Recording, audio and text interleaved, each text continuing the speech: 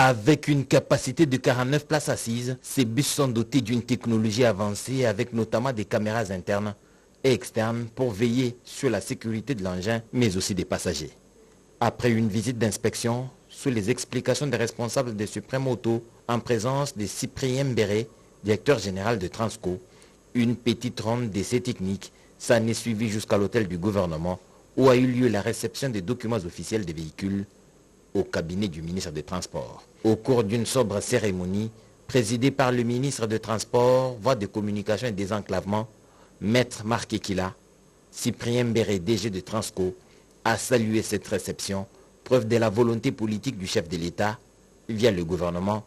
Samalou Kondé. Pour nous, Transco, nous pouvons dire que merci au gouvernement de la République, ici représenté par le ministre des Transports. Le merci ne suffit pas, mais nous martelons encore pour que la promesse faite d'une livraison mensuelle de 10 à 12 bus soit respectée. Le ministre des Transports, voie des communications et désenclavement, Maître Marc Ekila, a remercié Suprême Auto pour la livraison de ce nouveau bus avant de rassurer que le gouvernement ne va jamais manquer de répondre à ses obligations, notamment en termes de carburant. Au nom du chef de l'État, du Premier ministre,